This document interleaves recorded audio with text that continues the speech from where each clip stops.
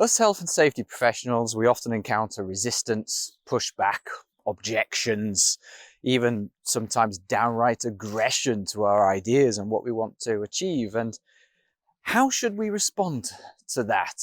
How do we get the best out of those situations? Well, there's another way of asking that question.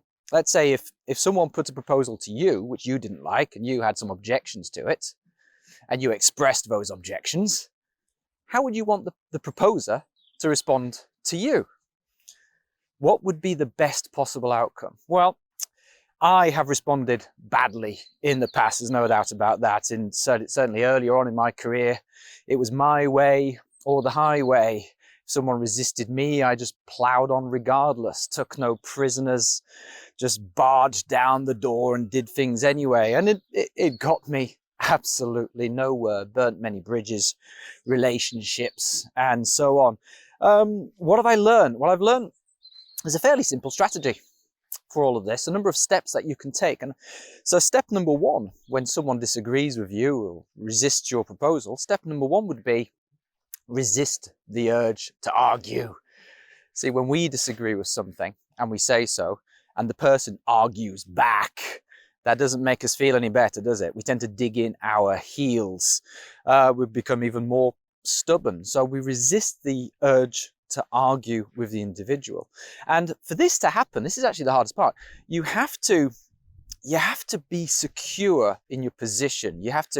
Insecure people will react negatively to being criticized or attacked or disagreed with. Insecure people will argue back, will defend their position, because for some reason, as humans, we get very attached to our beliefs and our opinions and our positions. And when someone attacks our belief or opinion, it kind of feels like we are being attacked. And we somehow need to disassociate ourselves from our beliefs and opinions and accept that someone criticizing an idea is not criticizing us personally. And so you have to be very secure in your position. You have to have a little bit of self-worth, self-esteem, and be comfortable taking a bit of criticism. So step one, resist the urge to argue. Step two is listen. Listen actively. And what that means is, well, shut up, listen, and don't listen thinking of your counter-argument.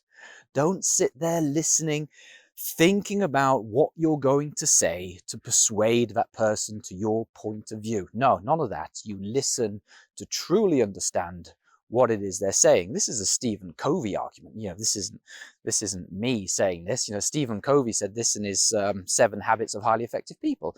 Seek first to understand, then to be understood. So listen very carefully, and then step 3, ask some questions. Ask some questions to explore the topic. Not manipulative questions to try and manipulate them into a certain position. No, just explore their disagreement, explore the why, explore the how, and so on. And again, continue to listen. Now, at some point, we need to shift this conversation, because it should be a conversation rather than an argument or a debate. Shift the conversation into something more future-oriented, more solution-oriented. And a very simple way of doing that is to ask a future-oriented question, like, well, here's my position and here's the priority, here's the agenda I've got, and I accept that you have a different agenda and different priorities, and I accept those. They're both perfectly valid. How can we move forward on this? How can we seek a win-win? And again, that's a Stephen Covey rule, isn't it? One of his habits was seek a win-win. What can we do to move this situation forward? And just ask the other person, so what's the solution? Now, that does sometimes require a little bit of an explanation on your part to say, listen, I hear what you're saying and I completely understand your position. I understand why you've got these priorities, why you're pushing back. If I were in your shoes, I'd be pushing back as well. And I'm not in your shoes, I'm in my shoes, and here are my priorities and my agenda and health and safety, blah, blah, blah, blah, blah. And if you were me, you'd understand and you'd be pushing for this too. So we're both in our mutual positions, we're both kind of right. How do we move forward? And the answer to that might not be obvious. It might come later. But here's the key point with all of this, is that you're moving the relationship into a place where people are more likely to consider what you say. They're going to give it some more rational thought. They'll probably warm to you because you have listened and acknowledged and validated their position. You haven't been a dickhead. That's a key point, eh? You haven't been a dickhead by arguing back and telling them that they're wrong. So what might happen is either immediately or later, you'll find that solutions come, better ways of working come together. And I've actually seen this in my training. I've seen this happen at work in my training very recently. Manual handling assessment course it was. And I was kind of criticizing a manual handling task that the organization did. And I was saying it was really high risk. And then, you know, there was a bit of an objection from one person. And I listened, I didn't argue. And at the end of it, I actually changed my position. I said, you know what, actually, I think it's not quite as high risk as I said. I don't think it's perfect, but it's not as high risk as I originally said. You've got a very good point about this, that, and the other. And, you know, maybe I was being a little bit over the top there. Next thing I know, this person then turns around and starts defending my original position and say, well, actually, no, there are some people who lift it this way, some people lift it that way.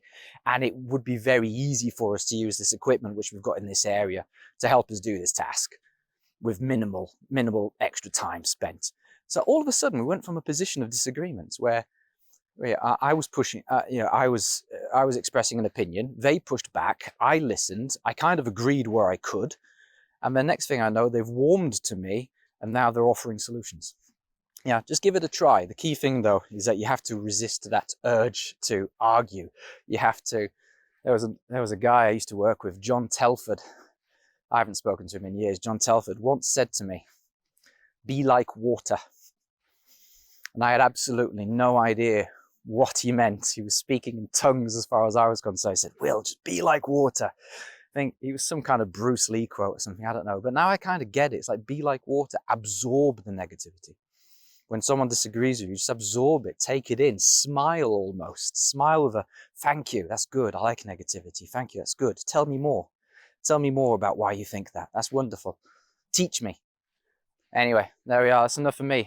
Happy day today. Enjoy your weekend and I'll see you soon.